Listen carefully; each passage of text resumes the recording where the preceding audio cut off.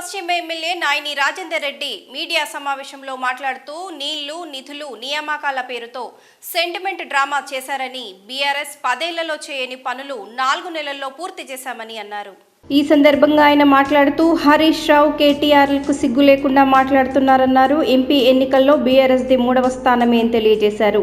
Kazipet railway స్టేషన్కు రావాల్సిన వనరులు తరలిపోతున్నాయన్నారు. బీఆర్ఎస్ పాలనలో ఓరుగల్లుపై పెద్ద ఎత్తున కుట్ర జరిగిందని తెలియజేశారు. 3 నెలల్లో నయీంనగర్ నాలా పనులు పూర్తి చేశామని తెలియజేశారు. బీఆర్ఎస్ పార్టీ ఆఫీస్ స్థలం ప్రభుత్వానికి అప్పజెప్తానన్నారు.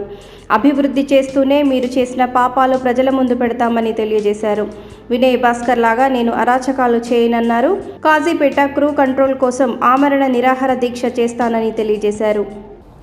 గతంలో వీళ్ళు 10 ఏళ్లలో చేయలేని ఈ 4 నెలల్లో హన్మకొండ పట్టణంలో మేము చేయగలిగినాము అని చెప్పుకోవడానికి నిజంగా కూడా నాకు గర్వంగా ఉన్నది. అది ఏదో గాడప్ల బాణాలు కానీ లేకపోతే ఏదో శంకుస్థాపనలు చేసి గత ప్రభుత్వం ఎలక్షన్ల ముందు 2 కోట్లు మున్సిపల్ కార్పొరేషన్లు ఉంటే 45 కోట్ల కొబ్బరికాయలు కొట్టిన తత్వాలు కాకుండా ఇవాళ ప్రారంభిస్తే వారంలో కంప్లీట్ చేసే విధంగా పని అయితే అవుతుంది, కాకపోతే కాదు అని చెప్పి నిర్భయంగా ముందుకు పోయినాము. ఈ 4 నెలల్లో మంచి స్పందన, సంతృప్తి, నా యొక్క నేను ఏం చేసినానని చెప్పుకోవటానికి కూడా నిజంగా గర్వంగా ఉన్నది నాకు ఇవాళ. కానీ 4 నెలల్లోనే ప్రభుత్వం పోతే జీర్ణించుకోలేక వీళ్ళు మాట్లాడుతున్న మాటలు, వీళ్ళ తీరు చూస్తే నిజంగా కూడా ఆశ్చర్యం వేస్తున్నది.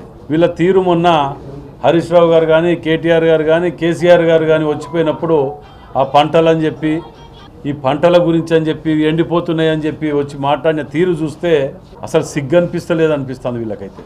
అవేవి లేకుండా తెలంగాణ ఉద్యమ ఆకాంక్ష, నీళ్లు నిధులు నియామకాలు అని ఓ సెంటిమెంటల్ వర్డ్స్ని యూజ్ చేస్తూ ఇన్ని రోజులు ప్రజలని పక్కదో పట్టించి ఊరేగిర్రు 10 ఏళ్ళు.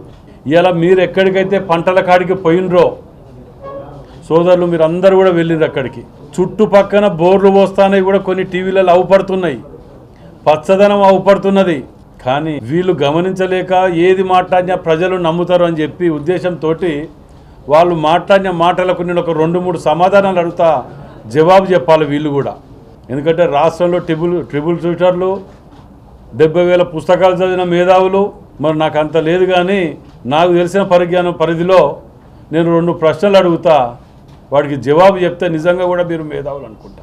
ఊరంతా ఆగమైనా కానీ ఏ రోజు రాని కేసీఆర్ ఉద్యమకారులు చచ్చిపోతే రాకపోతేవి, దేనికి రాకపోతేవి, ఆఖరికి పట్టణం మునిగిపోతే హన్మకొండ పట్టణం మీ యొక్క ఎమ్మెల్యేలు, మీ యొక్క పార్టీ నాయకులు చెరువులు కుంటలు కబ్జాలు పెడితే మునిగిపోయిన దానికి కూడా రాకపోతేవి, నష్టపరిహారం రూపాయి కాదు కదా పైసా ఇవ్వకపోతేవి. ఇవాళ ముసరి కన్నీరు గారుస్తా అంటే సిగ్గనిపిస్తలేదు. ఇలా అది జరగటానికి కారణం మీరు కాదా?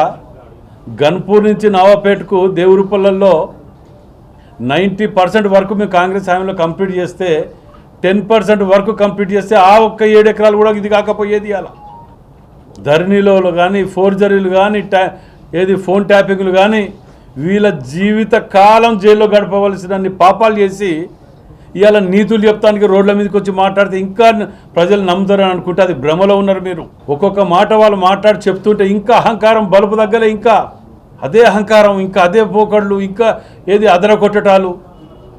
ఒక్కడి మాత్రం భగవంతుడు వాళ్ళకు ఒక వరం ఇచ్చిండే, ఏది చెప్పినా ప్రజలు నమ్ముతారు అనుకుంటున్నారు. నిజంగా కూడా వాళ్ళ గొంతు చూస్తే ప్రజలు నిజంగా నమ్మేటట్టున్నారు.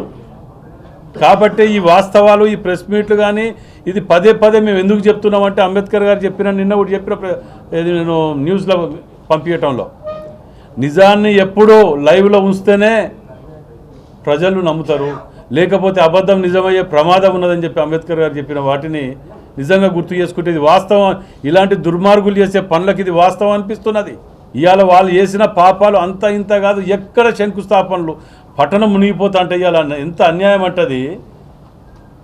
వాటిని ఇవాళ మేము తీస్తుంటే నయీంనగర్ దాన్ని బ్రిడ్జ్ ఎల్లుండి 5వ తారీఖు నాడు డిస్పెటల్ చేస్తున్నాం, ట్రాఫిక్ డైవర్షన్ కూడా. వాటిని కూడా ఆపడానికి పుల్లలు పెడుతున్నారు. ఇలా కాలేజీ నారాయణరావు గారిది కూడా చెప్తున్నాం, 2 నెలల టార్గెట్ ఇచ్చి కంప్లీట్ చేయాలని చెప్పి 30 కోట్ల రూపాయలు శాంక్షన్ ఇచ్చేది మాది. భద్రకాళి అమ్మవారి టెంపుల్ కానివ్వండి, 40 కోట్ల రూపాయలు ఆర్ఈసీ యువతల రైల్వే ట్రాక్కి వెళ్ళి సిఎస్ఆర్ గార్డెన్స్ కానివ్వండి 40 కోట్ల రూపాయలు. ఇవన్నీ మేము తెచ్చినా ఎక్కడ ఇంకా చెప్పుకోలే. మేము వీళ్ళు 10 ఏళ్ళల్లో చేయలేనిది 4 నెలల 241 కోట్లు నేను తీసుకొచ్చి హన్మకొండకు నాకు గర్వంగా ఉన్నది వాళ్ళు చెప్పుకుంటారు.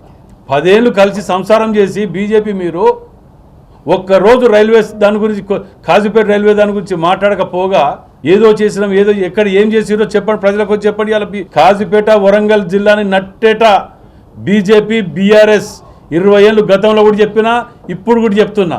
వీళ్ళు ఎన్నికల్లో టికెట్ల అడవుళ్ళ వీటిల్లో వాటిల్లో లొల్లిలో ఉన్నారు కానీ క్రూ కంట్రోల్ 3 తరలిపోతున్నా ఇప్పటికొక బీజేపీ కూడా మాట్లాడతలేడు. అవి ఏంటిదంటే ఇదివరకు ఇంకా బెజవాడ లేకపోతే విజయవాడకు తరలించేది. అసలు ఇక్కడ కాజీపేట రైల్వే స్టేషన్ అనే దాన్ని మనం కావలసిన వనరుల గురించి మనం కొట్టాడుతా అంటే కొండ నాలుగే మందు పెడితే ఉన్న 4 ఊసినట్టు పెద్ద పెద్ద కిషన్ రెడ్డి గారు వచ్చిపోయినారు. గతంలో మోదీ గారు ఏదో ఓపెనింగ్ అని చెప్పి ఈ ఫ్యాక్టరీ ఆ ఫ్యాక్టరీ అదావిడి చేసిన ఇన్ని చేసిండ్రా. దాని వర్క్ ఏందో చూపించమన్నట్టు చేసిన కడికెళ్ళి. వరంగల్ జిల్లా అంటే నిజంగా కూడా అతి భయంకరమైన కుట్ర కోణంలో ఉన్నది అంటే నాకు నేనే అప్పుడప్పుడు అనుమాన పడేది. ఇవాళ ఎమ్మెల్యే అయిన తర్వాత ఒక్కొక్క ఇష్యూని తీస్తుంటే వరంగల్ ఓరుగల్లు అనే నామం లేకుండా చేయటానికి అతి భయంకరమైన కుట్ర జరిగింది. ఆ కుట్రలో గతంలో ఉన్న మంత్రులు ఎమ్మెల్యేలు దద్దమ్మలు తిరిగా వాళ్ళని ప్రజలు క్షమించారు. నిజంగా కూడా చెప్తాను, వరంగల్ జిల్లాకు వాళ్ళు చేసిన ద్రోహాన్ని నేను మొట్టమొదట కూడా నేను ఇన్స్పెక్షన్ చేయించిన అక్కడ తీసుకుపోయి. వరంగల్ జిల్లాకు రావాలంటే కూడా వంగి రావాలి, గేట్ కిందకి వెళ్ళి రావాలి అనే ప్రపోజల్స్ కూడా 3 ప్రపోజల్స్ తయారు చేసి ఆర్ఈసీ వాళ్ళు 1 కూడా నుంచి 2 తయారు చేసి కూడా దాని 60 కోట్ల రూపాయలకు అప్రూవల్ కోసం ఇమీడియట్ ఎస్టిమేషన్స్ పంపండి అంటే తయారు చేసి పంపించడం జరిగింది. వరంగల్ అని చెప్పుకోవడానికి ఏమున్నది చెప్పండి, ఏది లేదు ఇప్పుడు మనకు. ఆఖరికి ఒకటి సెంట్రల్ జైలు మిగిలిండే వరంగల్ సెంట్రల్ జైలు చెప్పు, అది కూడా లేదు ఇప్పుడు. ఇక ఏదో లొల్లి పెట్టుకొని అటెన్షన్ డైవర్ట్ చేస్తే మమ్మల్ని కక్ష సాధింపు చర్య చేస్తాను లేకపోతే ఈ చర్య చేస్తాను మమ్మల్ని లోపల పెడతాను ఇది అనుకుంటే పబ్లిక్ కాపాడతారేమో అనుకుంటున్నారు. మీకు రాష్ట్రపతి మెర్సీ కూడా లేకుండా అట్టాడు పాపాలు చేసాను మీరు.